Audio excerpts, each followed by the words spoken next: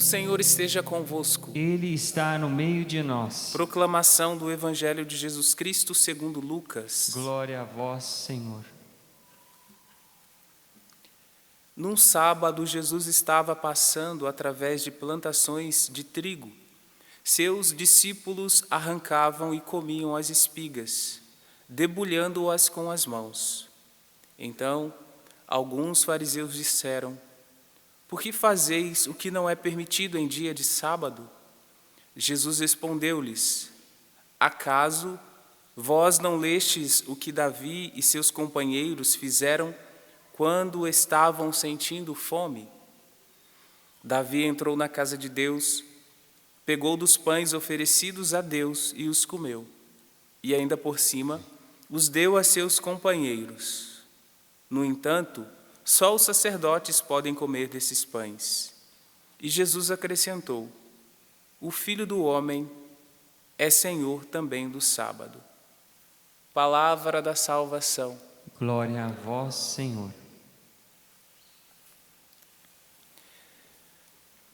Neste sábado, com essas leituras que nós escutamos, recordando a memória da Virgem Maria, nossa mãe, ela que cuida de nós, nos ensina, nos encaminha no caminho das virtudes, nos caminhos da vontade de Deus, daquele sim permanente que nós devemos dizer a Deus.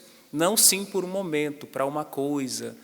Eu vou dar um sim porque eu tenho que melhorar nisso. Mas um sim permanente, de uma presença constante de Deus conosco. Ele está conosco em todos os momentos. Então, em tudo que nós fazemos, todos os nossos pensamentos, sentimentos, os passos que nós damos, as escolhas que fazemos, tem que ter em vista este sim permanente. Então, a base e a referência para o nosso sim permanente foi aquele sim que Nossa Senhora deu a Deus no início, na Anunciação, na pessoa do anjo, mas não foi só o sim para aquele momento, não, foi para a vida toda. Os cuidados do filho depois, quando acompanhou o filho até o Calvário, ela estava firme porque ela manteve o sim. Foi um sim definitivo, não foi um sim provisório, um fim apenas de um momento. Então é uma escolha definitiva. Que o Senhor nos conceda, como concedeu à Virgem Maria, coragem para escolhas definitivas em Deus. Em Deus nós podemos viver assim. E é claro que quando fazemos esta reflexão, nós devemos pensar o que em nossa vida precisa de um passo e uma escolha definitiva quando se diz sim a Deus, quando se refere a sim a Deus.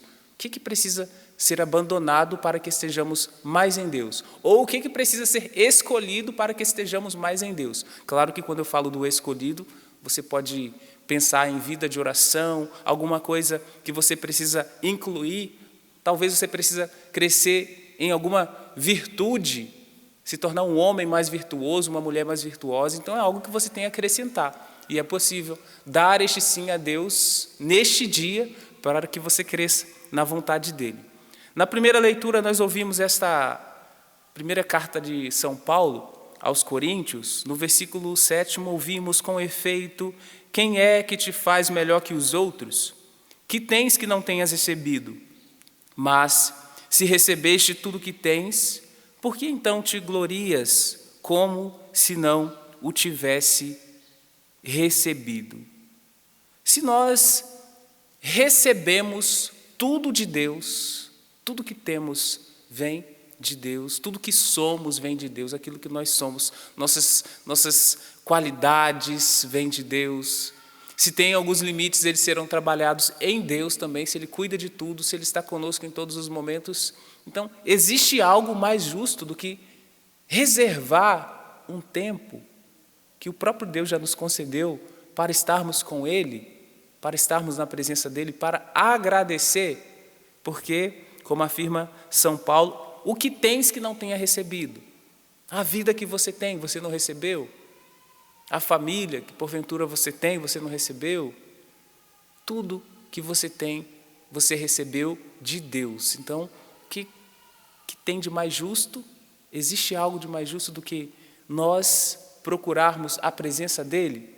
Procurarmos caminhar com Ele? Mas, sobretudo, muito mais do que isso, procurarmos agradecer o que recebemos, mas, sobretudo, agradecer a presença. Deus é a presença que faz com que tudo tenha sentido. Sem Deus, tudo que nós recebemos dele não tem sentido e nos faz mal, vai nos fazer mal. Porque se nós deixamos Deus de lado, aquilo que é um dom, porque nós não sabemos usar, nós vamos colocando tudo a perder, porque nós estamos tentando afastar Deus de nossa vida. O Senhor me deu, mas eu não quero o Senhor junto comigo, não, sai daqui. E não dá certo, não dá certo. Então nós precisamos abrir o nosso coração para reconhecer que recebemos muito de Deus e reconhecer que precisamos agradecer. São essas palavras que São Paulo nos recorda nessa primeira leitura. Reservar um tempo que Ele mesmo nos concedeu. Nada mais justo do que isso. Essa mesma lógica do que São Paulo cobra a essa comunidade, nós vemos presente, claro, na fala do salmista também, que diz que o Senhor está perto de quem o invoca, mas Ele não está perto porque você o invoca. Você não é bom o suficiente para que com sua oração, com sua palavra, Deus venha para perto de você. Você invoca o Deus que já está perto. Ele já estava perto, entendeu? Você não é mágico ou um feiticeiro. Eu vou invocar Deus. Aí faz uma prece e Ele vem, desce como uma nuvem, te envolve e fica ali presente. Não, nós invocamos Deus como cristãos porque Ele já está presente. É a força dele, não é sua força. A sua oração não é forte. Nunca será. Quem é forte é Deus, que está conosco em todos os momentos. E como nós reconhecemos essa presença, como nós reconhecemos que Ele está do nosso lado, como nós reconhecemos que Ele está conosco em tudo, nas coisas boas, mas também nas dificuldades, nós o invocamos. Eu te invoco, Senhor, porque eu sei que o Senhor está aqui. Tá bom? Você não invoca para que Ele venha, você invoca para que Ele permaneça. Tá bom? Ele vai permanecer, Ele vai continuar. Guarda isso no coração. Você não é feiticeiro, mágico, bruxo, bruxa. Fazer uma poção mágica. Eu vou fazer uma poção mágica e Deus vai vir porque você controla Deus. Olha, controlar Deus, para controlar Deus precisa ser, só para te dizer, abrir os seus olhos, você não controla Deus, tá bom? Você é criatura, foi criado à imagem e semelhança dele, então nós nos submetemos e nós reconhecemos a grandeza e a sabedoria dele. Por isso que o salmista diz, o Senhor está perto de quem o invoca. Mas recordando que essa mesma dinâmica do tempo que nós vimos na primeira leitura de São Paulo, que nós sabemos que se nós recebemos tudo de Deus, então nada mais justo do que reservar para ele um tempo que já é dele, que nós devemos...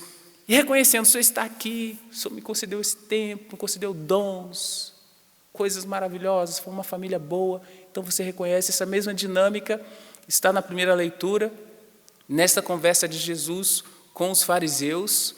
E nessa conversa, Jesus diz que Ele é Senhor do sábado. Ele é maior que o sábado. Como eu disse para vocês agora, que Deus é muito maior do que a sua capacidade de o invocar, Deus é muito maior que sua oração, Jesus afirma que Ele é maior do que o sábado. Aqui o contexto do sábado é o dia do repouso, no contexto judaico, Deus criou o mundo em 6 dias e no 7º dia Ele descansou. Claro que esse descanso, entenda, para nós, um descanso teológico, é um descanso em Deus.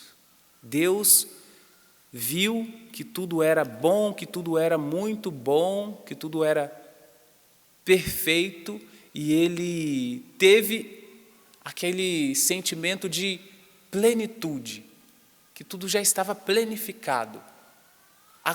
A criação foi coroada com o 7º dia. Então Deus, Ele olhou no 7º dia, Ele olha para a criação e Ele ficou satisfeito. Assim deveria ser a dinâmica da nossa vida também, quando nós chegamos no domingo. Porque o sábado é no contexto judaico, mas para nós cristãos é no domingo porque é o dia do Senhor, porque é o dia da ressurreição. E não é. Então, reservar um tempo para Deus não é perder tempo. Permanecer em Deus não é perder tempo. Descansar em Deus, mas com a sensação, um sentimento de plenitude, o mesmo que Deus teve no 7º dia, não é perder tempo. A gente trabalha esse tempo todo, a semana inteira, e tem o dia que é o dia de Deus. Se como católicos você pensar no domingo, pensa no tempo de uma Santa Missa no domingo, o dia tem 24 horas, você vai ali correndo numa Santa Missa às vezes, e depois já esquece, né, que o domingo inteiro é dia do Senhor. É dia do Senhor. E como compreender? Ah, padre, mas uma pessoa me abordou, falou que o que está escrito lá nas Sagradas Escrituras é que o dia do Senhor, que o dia do descanso, que o dia que nós temos que guardar é o sábado.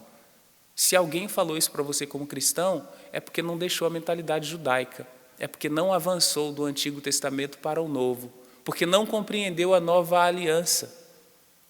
A nova aliança gerou o 8º dia, chamado 8º dia, assim, está no Catecismo da Igreja Católica.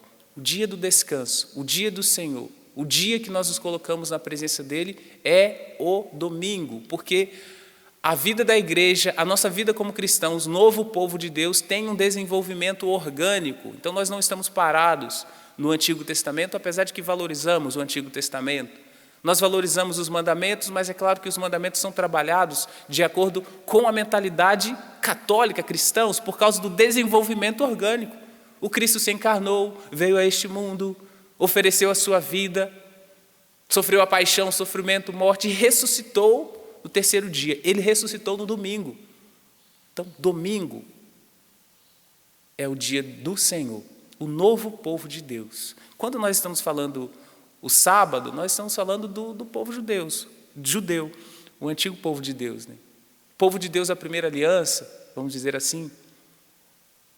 Mas o novo povo de Deus, o dia do novo povo de Deus é o domingo. Então nós entendemos que a nossa fé católica está baseada em alguns pilares. Então, o primeiro pilar são as Sagradas Escrituras.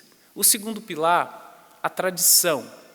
A tradição, ela pode ser oral ou escrita. Escrita nós temos, claro, as Sagradas Escrituras também como parte, mas também tem os escritos mais antigos, aquele período mais próximo de Cristo, ali os padres da igreja, aqueles primeiros padres.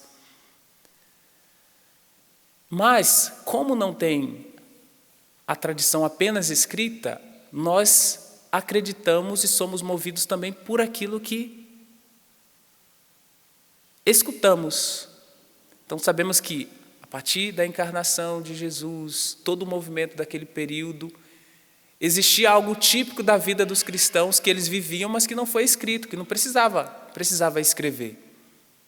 Nós aqui temos costumes, alguns costumes, você chega aqui no santuário, vai até a capela, reza, você não escreve todos esses costumes.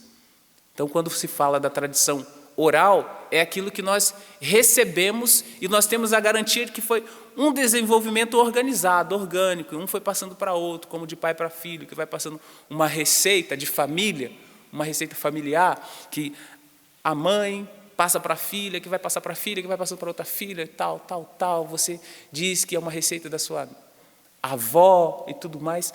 Então, tem essa garantia de um desenvolvimento em ordem. É isso que nós chamamos de desenvolvimento orgânico. É isso que é a tradição oral que nós acreditamos. Então, não é só o que está escrito, até porque não tem como escrever tudo que é costume, tudo que é vida. Então, esse é o segundo pilar. O primeiro pilar, Sagradas Escrituras. O segundo pilar, tradição escrita e oral.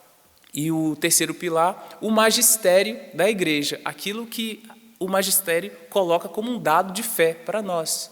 Então, eu estou dizendo tudo isso desses pilares só para explicar para vocês em relação ao domingo. E além desses pilares, sempre ter em mente essa compreensão que a vida da igreja é dinâmica. A vida da igreja, como a vida da liturgia, tem esse desenvolvimento orgânico ao longo dos séculos, ao longo desses mais de 2000 anos. Assim, a fé se desenvolveu. E é assim que nós nos colocamos na presença de Deus. Então, veja no Evangelho o primeiro versículo. Seus discípulos arrancavam e comiam as espigas e, debulhando-as com as mãos, comiam. Talvez os fariseus tenham esquecido que também eles comem no dia de sábado. No dia de sábado, o dia do descanso, era proibido o trabalho para as pessoas e até mesmo para os animais. Estava na lei, proibido, mas não era proibido aquilo que era necessário para fazer a manutenção da vida. Então os fariseus provavelmente tenham esquecido que eles também se alimentavam no sábado, comiam no sábado. E eles confundiram o fato de você pegar uma espiga, colher uma espiga com suas mãos e debulhar ali o milho e comer com um trabalho na colheita, como um trabalho agrícola.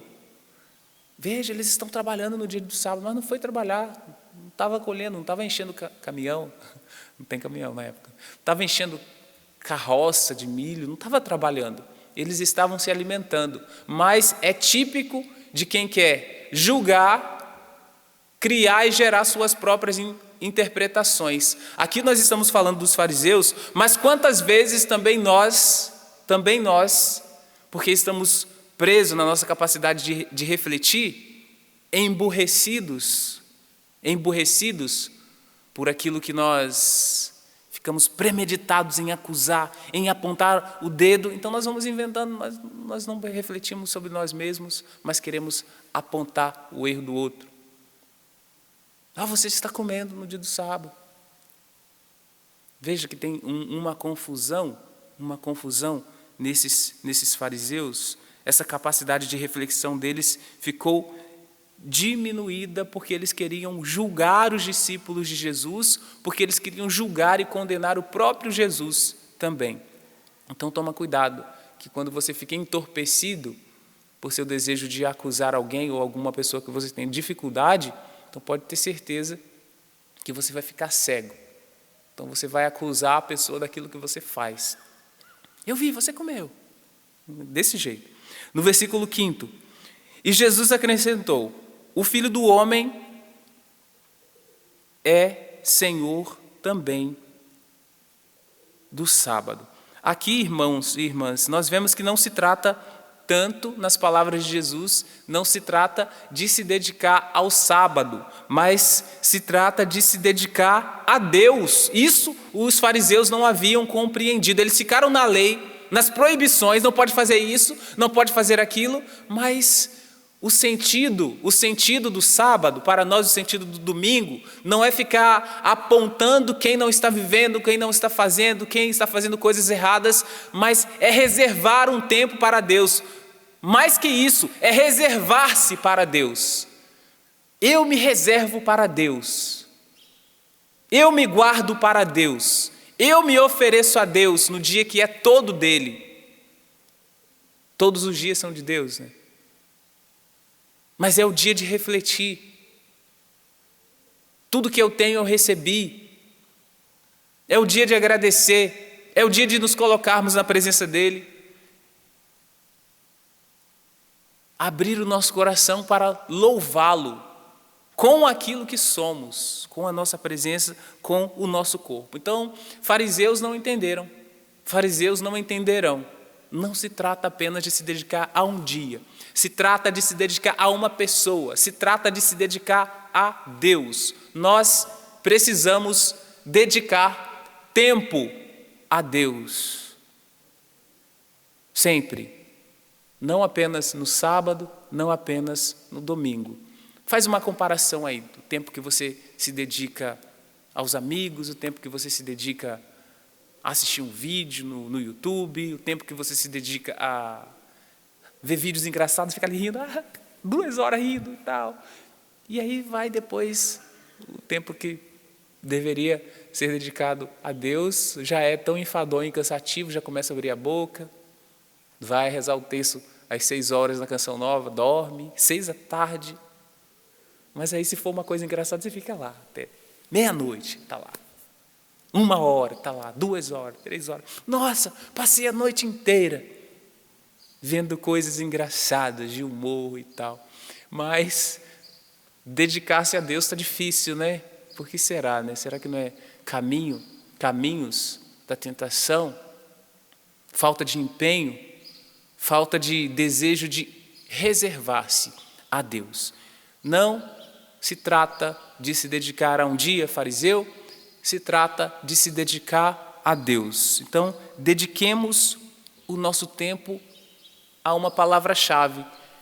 Ao final desta homilia, vamos dedicar tempo ao relacionamento com Deus. É um tempo para nos relacionarmos com Ele. Este relacionamento com Deus nós chamamos de espiritualidade. E claro que para gerarmos essa espiritualidade, nós vamos precisar de vida de oração. E o que é a vida de oração? Vida de oração, de alguma forma, isso que você vive agora, você veio para a Santa Missa. Vida de oração é quando você pega o seu texto para rezar e contemplar os mistérios da vida de Cristo. Vida de oração é quando você frequenta sua paróquia que está aberta, você vai lá fazer adoração ao Santíssimo. Vida de oração são aquelas pessoas do grupo de apostolado que constantemente estão reunidas ali. Após a Santa Missa, põe a fitinha. Então, ela vai crescer em oração, ela vai criar mecanismos para se unir a Deus, mecanismos para se relacionar com Deus. E no relacionamento com Deus é a espiritualidade. Então, você será um homem e uma mulher de espiritualidade o tempo todo. Não quando você entra na igreja apenas, mas quando você vai para o trabalho, quando você convive em casa, quando você faz a coisa do seu dia a dia, cuidar da casa, cuidar da empresa, cuidar da roça, dos milhos, né? Já que tem milho hoje no Evangelho, cuidar da plantação de milho, sei lá, cuidar da plantação de café. Ali você vai viver a sua espiritualidade no dia a dia, porque o Filho do Homem é Senhor do sábado, o Filho do Homem é Senhor do domingo, o Filho do Homem é Senhor da segunda até a sexta, é Senhor da segunda, da terça, da quarta, da quinta. O Filho do Homem é Senhor de tudo. Convido você a se oferecer e reservar-se a Deus ao final desta homilia. Senhor Deus, recebemos tudo, porque tudo é graça, sua graça que nos move. Nós queremos aprender os caminhos da dedicação, nós queremos nos dedicar a Ti, como nos dedicamos a tantas coisas profanas, há tantas coisas que passam, mas esquecemos de nos dedicar ao eterno, às realidades eternas, às realidades que geram vida nova em nós. Senhor Deus, a Tua presença nos impulsiona a vos invocarmos.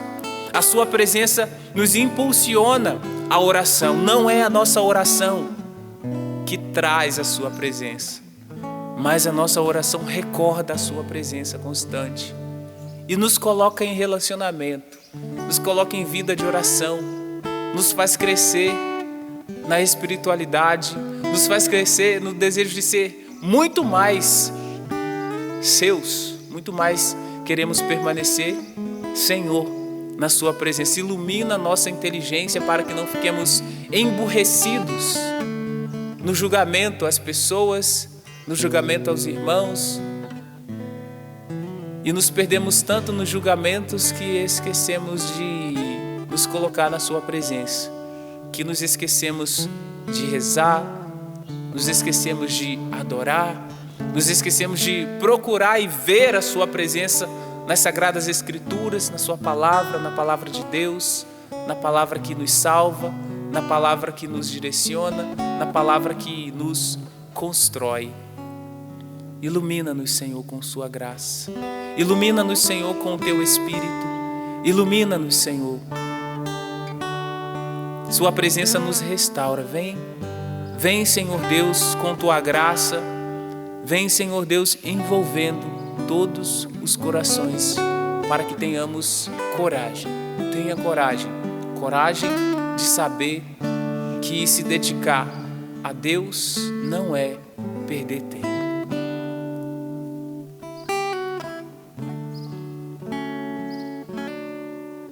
Não fixe olhos em ninguém mais que nele.